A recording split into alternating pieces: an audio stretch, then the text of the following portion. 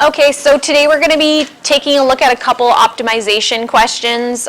Basically, the idea of optimization is to find optimal values. So sometimes maybe we might want to reduce the surface area. So for instance, in the business world, maybe I'm packaging something, right? And in order to minimize my cost, I want to minimize the surface area that's required for me to package something.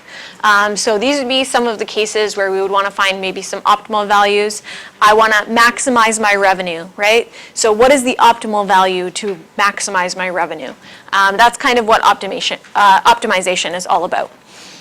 So there's no kind of like set of steps that I can give you definitively for every question, but some helpful things that you could do would be to draw a diagram, identify the independent variable, and express all other variables in terms of it. So you're going to see in both of these questions, we do some isolating in one equation and we plug it into another equation. And then identify restrictions. So if there's an interval over which our variable is restricted, we want to identify that. And then we're always going to use the first derivative to find maximums and minimums. That's what optimization is about. We find minimum values or we find maximum values depending on what's going on in the question. Okay, and then we always want to also check those critical points and the endpoints in the original function, because we know sometimes endpoints can be absolute extreme values, right? They can be maximums and minimums. So we'll check those in our equation as well. Okay, so let's take a look at our first scenario here. A lifeguard has 200 meters of rope and some buoys with which she intends to enclose a rectangular area at a lake for swimming. The beach forms one side of the rectangle, so no rope needed for that, and the rope forms the three other sides. Find the dimensions that will produce the maximum area enclosed. If there are no restrictions on the dimension, so how can I achieve maximum area for swimming if I have no restrictions? And then let's say we impose a restriction on here. Due to water depth, we do not want the rope to extend more than 40 meters into the lake, okay, because maybe it gets too deep at a certain point. So we'll see how we would approach those two different scenarios. Okay, so we're going to just draw a little picture here just to start. We've got our water, and we want to enclose an area around this. Maybe I'll bring this down just a little bit. Okay, so there's our rope, and then we have the beach forming one side of that, right? So there's your beach. So let's suppose this is the width that we extend into the water, and then this is the length of the rectangular section that we're kind of mapping out here. Okay, so for our first section here, in order to kind of maximize this swimming area inside, in order to maximize that swimming area, we could make the length and width whatever we want, but we only have 200 meters of rope. So if I stretch out the width, then the length must reduce, right? Or if I stretch out the length, then I have to reduce the width so that I'm only using 200 meters of rope. So how does that get us the biggest swimming area possible? Okay, so we're going to use two formulas here. I know something about the perimeter of this roped section. What do I know about width plus length plus another width? It equals 200, yeah. So in one sense, I know that the perimeter of this, length plus width, is equal to 200 meters of rope. So I know that length plus 2 width. Should we do like what statements? I think if we've kind of like measured, like drawn it in our picture, we're okay. Okay, and I also know what we're trying to find in this question is about the area of the swimming area in the water. So I'm going to need some kind of area formula as well. And how could I find the area of this rectangle here? What's the area of a rectangle? Essay? Yeah, it's just going to be our length times our width.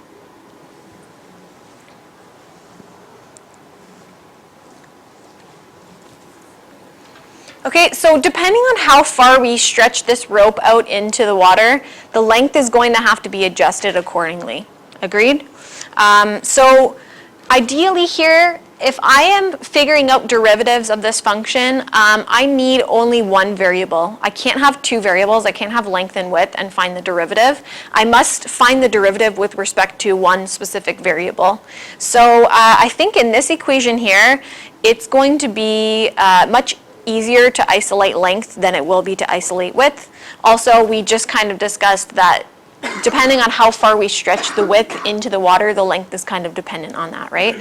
So if I bring this 2W over, we now have that length is equal to 200 minus 2W. Pardon? Yeah, and we're going to sub it into area. So area is the thing that I'm trying to maximize. That's the thing that I'm going to want to sub into, and that's the thing that I'm going to want to take the derivative of. And I'm just going to use function notation to make our derivative a little bit easier here. So this is going to be area at a specific width. And we are going to actually sub in 200 minus 2W into the length for the area formula.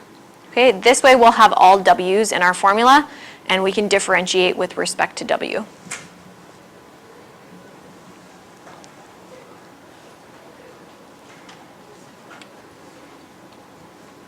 Okay, I don't really want to do product rule if necessary, if it's not necessary here, so I'm just going to bring this inside, make our derivative a bit easier.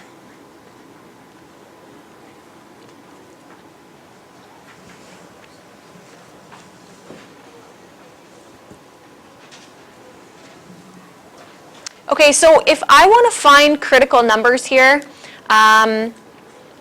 one thing that we do need to be mindful of is that the smallest width that I can have is, of course, 0. So my width needs to be somewhere in between 0, and if I have two widths, and my perimeter of this area needs to be 200, then width must be less than 100, right? Because I have two widths. So if these were both 100, that uses up all my rope, right? So one little note on this is that part A actually does somewhat have restrictions because I can't go over 200 meters. Now I don't want these exactly to necessarily equal 0 and equal 100 because then I don't have an area. But we're going to test those regardless. Those are our endpoints essentially. I can't go over that because then I've used up more rope than what I have, right? Essay? So I have two widths, right? So if this is 100, then I also have another width that's 100 here. So that together would make 200. So we're just doing part A right now. So for part A, it does say there's no restrictions on the dimension, but I only have so much rope, right? So in a sense, there are some restrictions there, right? Okay, so we're going to differentiate. We're trying to find maximum area. So I want to differentiate. I want to find critical numbers here to see if I have any local maxes or absolute maxes. So differentiating with respect to W, we're going to have 200 minus 4W. And when I differentiate and I'm trying to find critical numbers, I find where my derivative is equal to 0. Okay, so if we isolate here, we're getting that width equals 50. Okay, what we just found here is a critical number. This is a potential width of our rectangular area that could potentially produce a maximum for us. So critical number.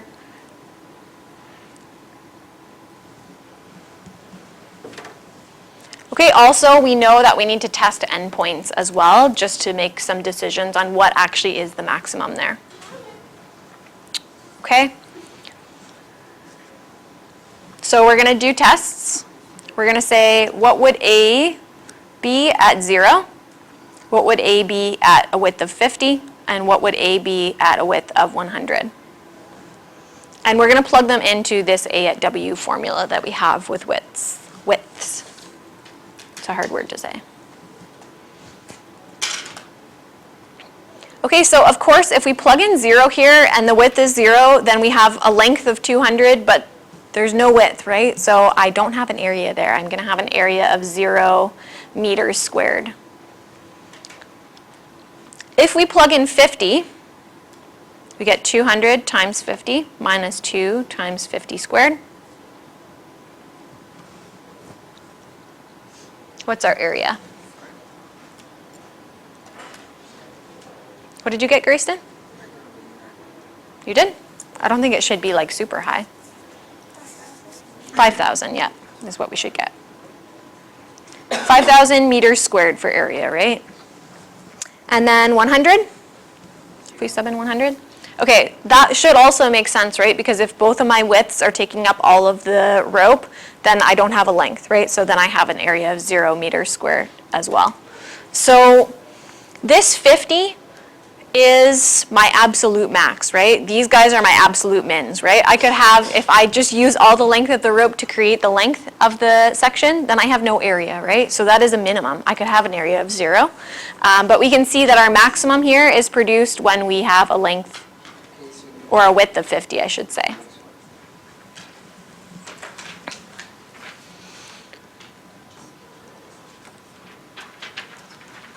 Okay, and we're trying to find the dimensions that are going to produce maximum area, so I'm going to plug the width back into my formula for length so that I can figure out what the length is when the width is 50. Or, I mean, you could just use your common sense. If I have width 50 and width 50 and I have 200 meters of rope, then length must be 100 meters.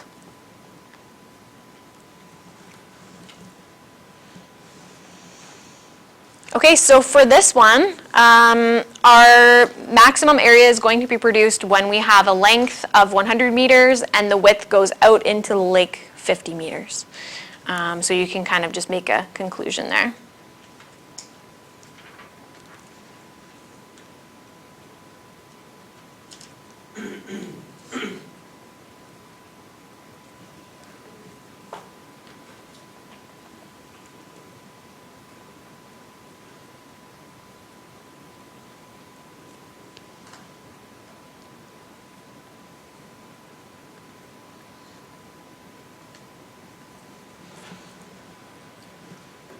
Okay, the diagram is somewhat necessary in this situation because the width actually tells us how far out into the lake we go, and the length tells us how long along the beach we essentially have, right? So the diagram actually is somewhat important here. If you don't have that, you're going to have to specify what is the width, what is the length. So the width is how far we go out into the lake. The length is the length along the beach, essentially, and the length at the end of that section. Okay, now what do we do if we have some restrictions? So in this case, we actually said that a width of 50 is going to produce a maximum area, but now in part B it's saying because of water depth, we actually can't go more than 40 meters because it gets too deep. We don't want that deep area to be in our area for swimming. So this was part A. For part B, now we know that width needs to be between 0 and 40. Is there a critical number in that range? We already found the derivative. There was one critical number and it was 50. So there's no critical number in that range. So all we can do at this point is just evaluate the area at each of those endpoints and see what we get. Okay, we've done 0. It was 0 meters squared, so we don't need to calculate it again. With 40, we're entering it again just into our area formula with width above.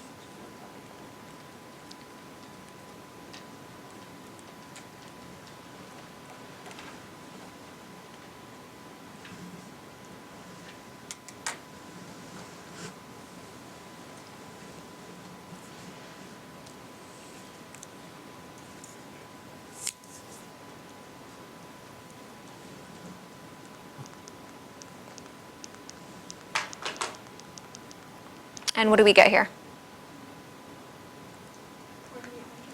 4,800 meters squared.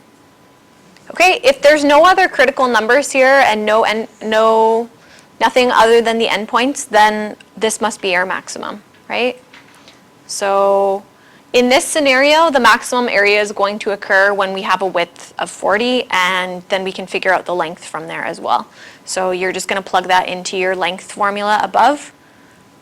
The same one that we plugged in 50 into. Or you can just figure it out. If I have 200 meters of rope and 40 and 40 on each side, what's left? Okay, so that's going to give us 120 meters.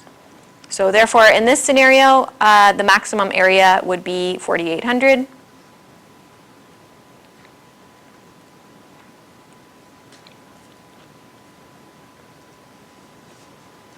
Meters squared when width equals 40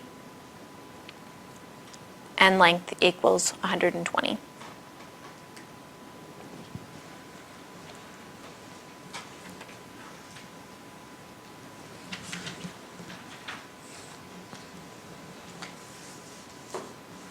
Okay, so test your endpoints. If you have endpoints, we want to see if those potentially are maxes, mins, what's going on there, and then we'll find critical numbers using the derivative. So the biggest part here is like we know how to find the derivative part, we know how to test for critical numbers. The biggest part is kind of just like this initial step of setting up these equations and creating one equation in terms of one variable so that we can take the derivative. Any questions on this one?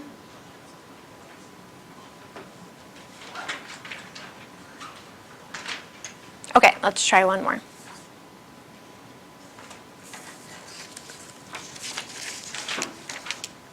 All right. Do you guys have an extra paper on the back here too? You guys have an extra page, right? Or no? You don't? Okay. You might need to, if you don't have enough space, you might need like an extra paper for this one. Or if you write small, then you could fit it all in one.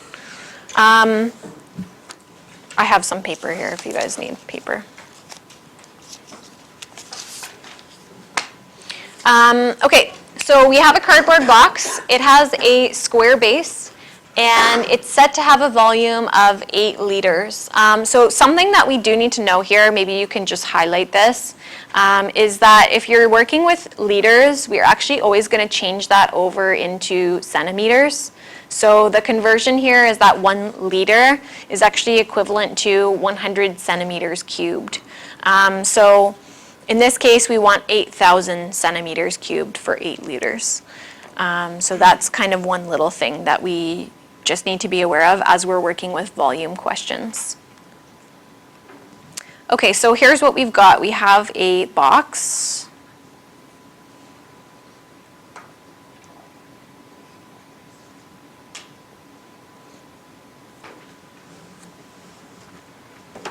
Okay, and it has a square base, so that actually tells me that this length right here is actually equal to this length right here. So those are both the same length. The height of this, I'm not sure exactly what that is. You don't have to use x's, you can use other things as well. I'm going to use x's and y's for this one. You can use w, w, and h if you want for width, and height, or whatever. Doesn't matter.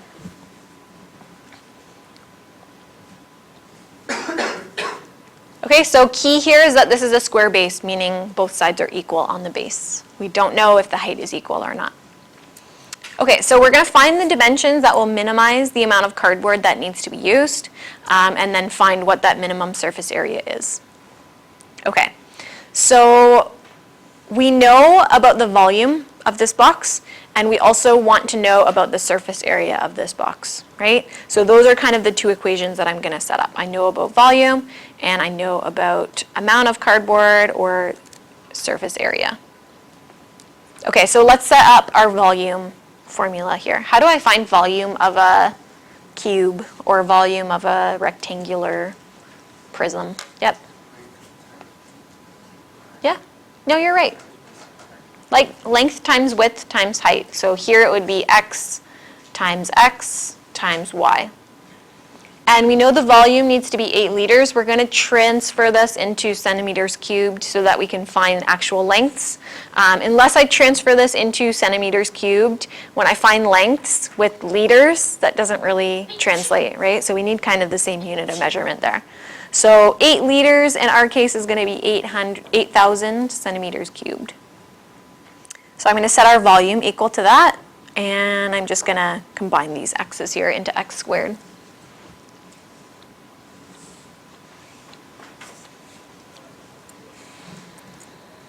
Okay, and then surface area. We want the area of essentially each side of this box. So we have 2 sides that are squares. They're x by x squares, the top and the bottom, right? So the top and the bottom are both x by x. So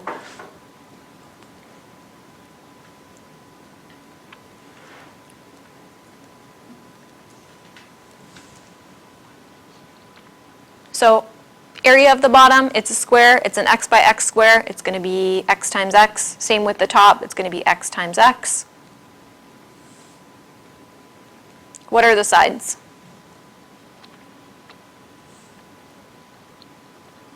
What's the measurement of the sides? X by y. And I have 4 of them, right? So I have 4 x by y sides that I want to find the area of. Okay, so here our surface area is 2x squared plus 4xy.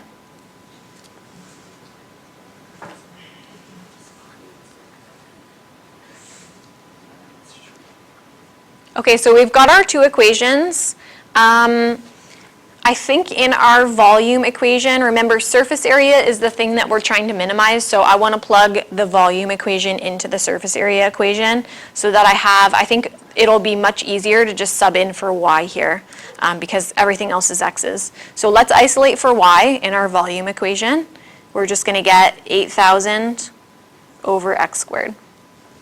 And we're going to sub it into the surface area equation.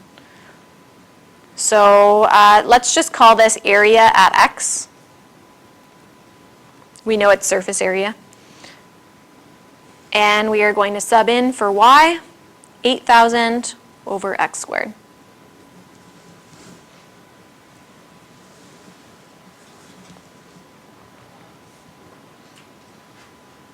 Okay, let's simplify a little bit here. I can reduce the x's. I'm going to cancel out 1 from each of those, and then we'll do 4 times 8,000. That should give us 32,000 over x.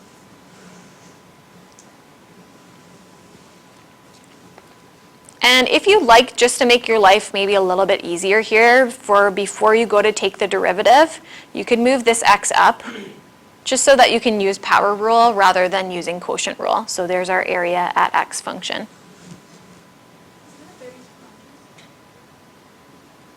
No, 4 zeros. Or 3 zeros, right? Yeah. Okay, let's take the derivative. So we're trying to find the maximum for area. So area prime is going to be equal to 4x minus 32,000, and then we'll just subtract 1 from the exponent, so that will give us negative 2. And again, when we're finding those critical numbers, we want to set the derivative equal to 0. I'm going to simplify this and just write it with a positive exponent. It's going to be a little bit easier to isolate. Okay, so your job is we need to get the x's together, we need to isolate them. So I'm going to move the negative 32,000 to the other side.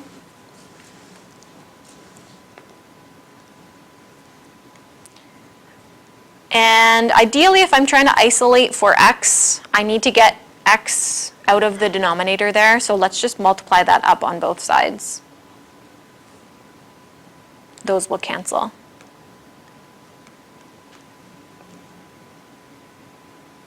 And then I'm also just going to divide this 4 out. We're trying to isolate here, so.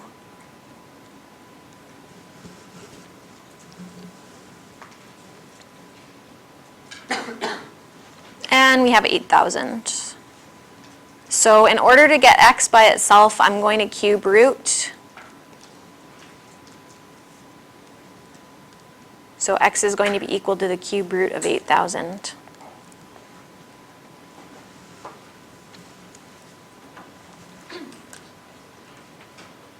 So what's that equal to?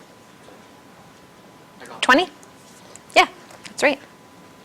20 centimeters in this case. Okay, because our volume is centimeters cubed, the dimension that we get out from here is going to be centimeters. Okay, this is a critical number that we just found here.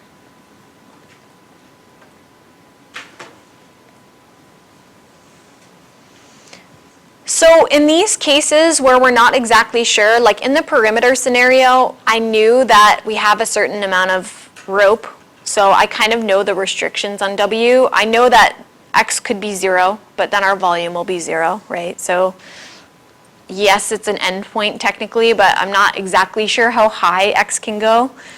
So here's what we need to do. In order to ensure that what we found is in fact a maximum point, rather than like a minimum point if it's a critical number, we are going to verify this using the second derivative test. Another way that we could potentially verify this is we could use the first derivative test and create a little chart. But I think verifying using the second derivative test is actually just a little bit quicker here. So we are going to verify our critical number.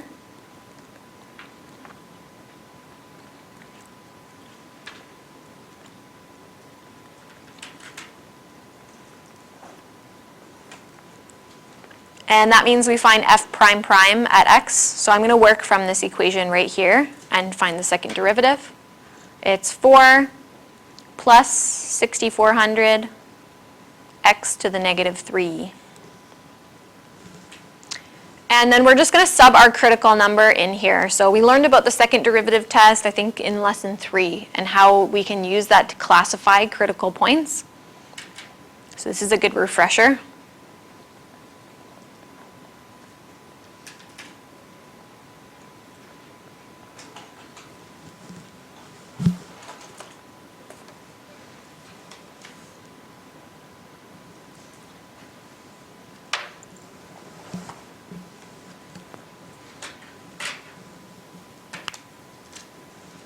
So really, I'm mostly just interested in whether we get a positive answer here or a negative answer, because that tells me about the concavity of the function. And that will tell me whether our critical number is a maximum or a minimum. So what do we get here?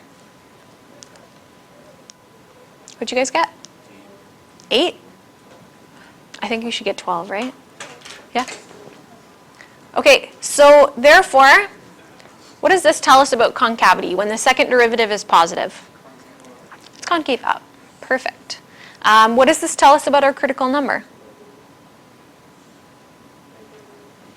Okay, so therefore, our critical number must be some kind of maximum, right? Yes, minimum, sorry.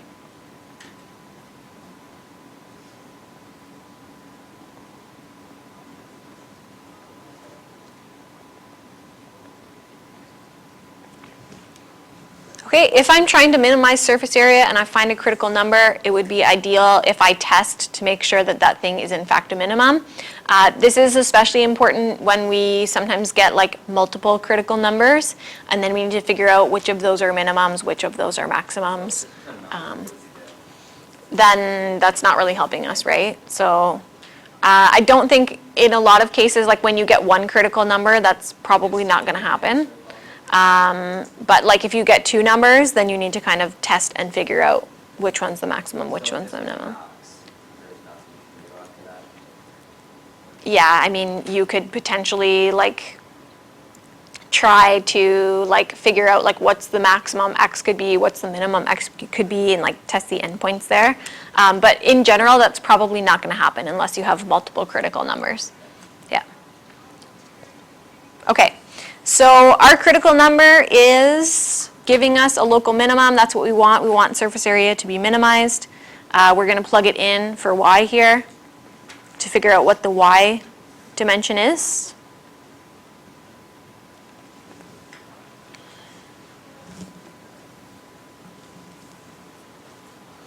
And that also just so happens to give us 20 centimeters. So what do we know about this rectangular prism? It's a perfect cube. And that will also tell us about surface area. So we can actually plug this into our area formula here and figure out what the minimum surface area is. So we're going to evaluate A at 20. Figure out that minimum surface area.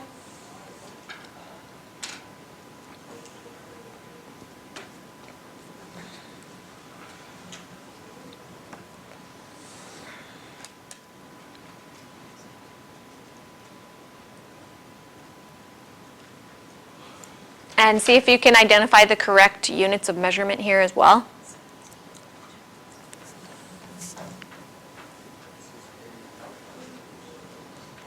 Okay, what do we get?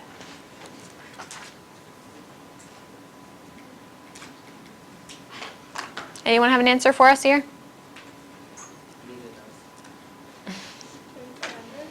2,400 units of measurement. Centimeters squared for surface area, correct. Okay, so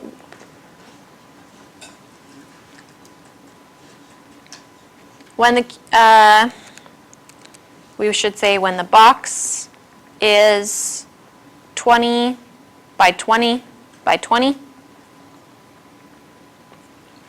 we get a minimum surface area, or the minimum surface area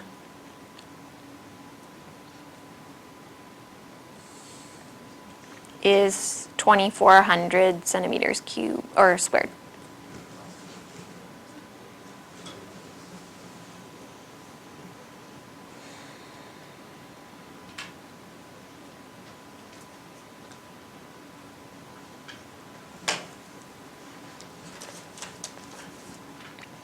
Okay, the extra little part of this guy is part B. It asks us about cost. So let's suppose we're packaging something, and we know that maybe the bottom of the box needs to have some thicker cardboard, right? Maybe it's supporting something that's kind of heavy. You don't want that to fall out. So the cardboard for the whole box, the sides and the top, is going to be 0.1 cent per centimeter squared. But our bottom needs to be thicker, so it costs 3 times as much.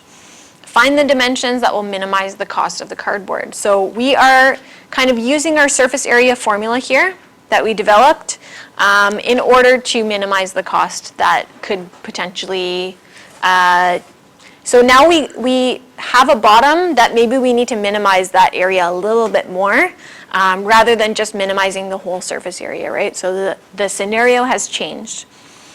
So let's use our surface area formula. We have, I'm going to look at what we kind of have above here. And we are still going to use this and plug it in for y, but I want to just unpack this here. So I have area. We had area at the top. It was the top was x squared plus the bottom. That was also x by x, so it was x squared, plus the 4 sides. And I can put the 4 sides together here because they're all the same cost. So the top and the sides are all the same cost. We said that was 4xy. Okay, and then we also, and I'm not going to add these together, but we also said that y was equal to 8,000 over x squared. So with our surface area here, again, I'm not going to add these x squareds because the top and the bottom now have different costs associated, but we can simplify this over here. It's 32,000 over x. Okay, so we're going to use this surface area formula. And we're going to see if we can create a cost formula. Okay, so this is going to be C at x. What's the cost of the top? How many cents per centimeter squared? Okay, so I'm going to multiply the cost, the surface area of the top, by its cost. And I'm also going to multiply the surface area of the other 4 sides by the cost. That's actually the same cost as the top. What's the cost of the bottom if the top is 0.1 cents per centimeter squared? What? 0.3. Great. So let's clean this up just a little bit. I have 0.1 x squared plus 0.3 x squared. That's 0.4 x squared. And I have 0.1 times 3,200, so that's just going to be, or 32,000, sorry. So that's going to be 3,200.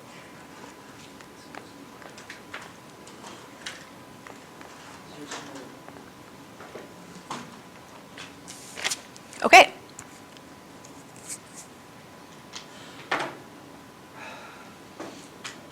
So if we want to get this into that better form for taking the derivative here, perhaps maybe we'll just bring this x up. We'll create a negative exponent just so that we don't have to use quotient rule again. Here, let me add in a page so that I can scroll up here. Give me 1 second.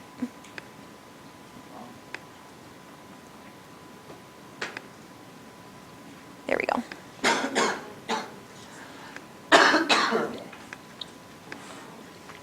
Okay, so there's our cost formula. Now we're trying to maximize cost, or minimize cost. Why would we maximize cost?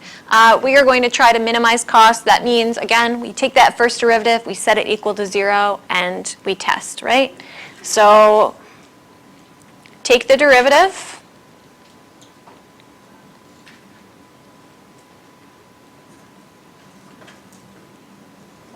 And we're interested in where this is equal to 0. Oops.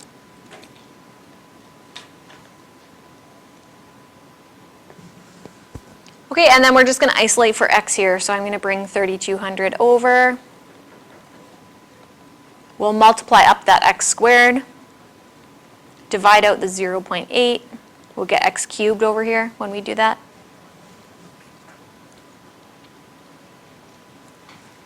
And we should get 4,000 here when we do that. And in order to isolate for x, we'll have to cube root that. So we'll do the cube root of 4,000.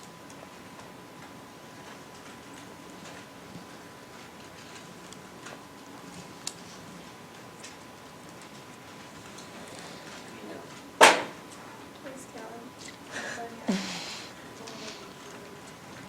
Okay, and this is going to kind of be like an approximation. So maybe we'll do to like 2 decimal places here. It's approximately equal to 15.87, and that would be in centimeters, right? We're still looking for lengths. Okay, and then I apologize again if you're running out of space. There's some paper here. You can add it to the back of your lesson package. We are going to just test this guy, this critical number here. Oops.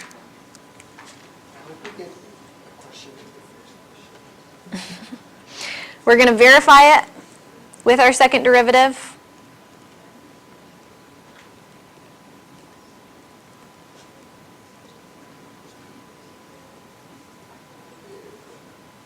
How many questions are on this next test? I think these 2 questions will take like 3 questions. Yeah, so usually what I do is like, we'll do something similar to like some multiple choice like that were on your quiz.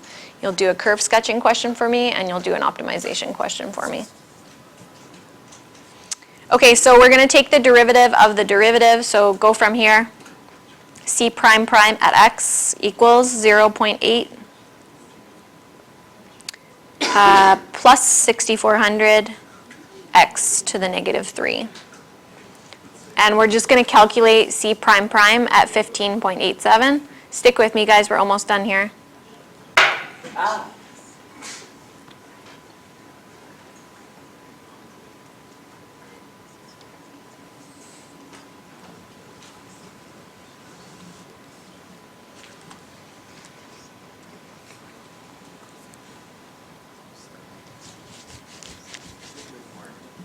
What? I don't think so. Try again.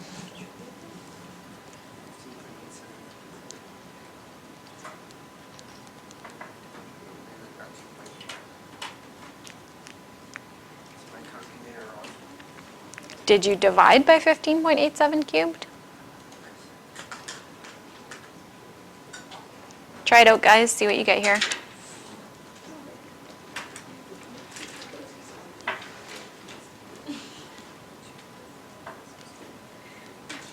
What did you get, Tony? 2.4. What? Really? Yeah. Okay, I must have entered it in wrong when I did it then. 2.4? Yeah. Okay. I'll trust you guys.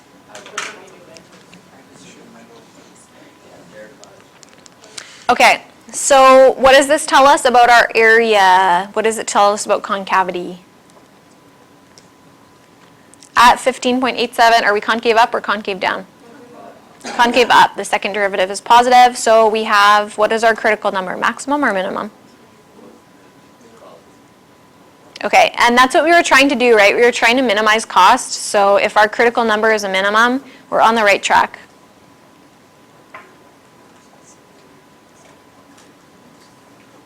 Okay, the only thing that we have left to do now is we just need to plug it in and get the y. So if x is 15.87, we have two of the dimensions of the box. We need the y dimension, which we have the formula for above. We isolated y, and we got that y was equal to 8,000 over x squared. So y here is going to be equal to 15.87 squared. 8,000 divided by that, I should say. And I guess we'll do an approximate answer here.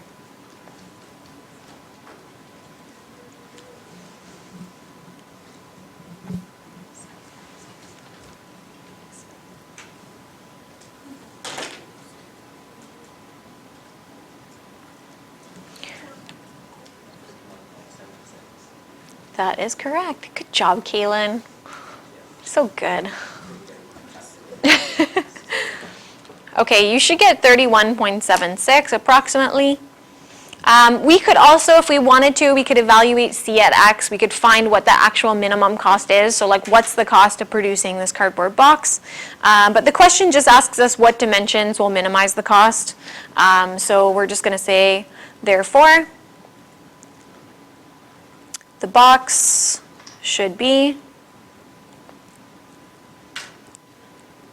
we have two dimensions that are x's, right? So it should be 15.87 by 15.87, and then the height of that box will be 31.76.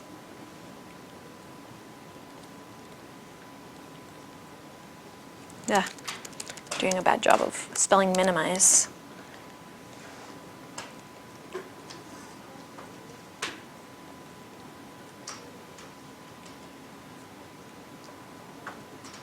Okay, so there it is.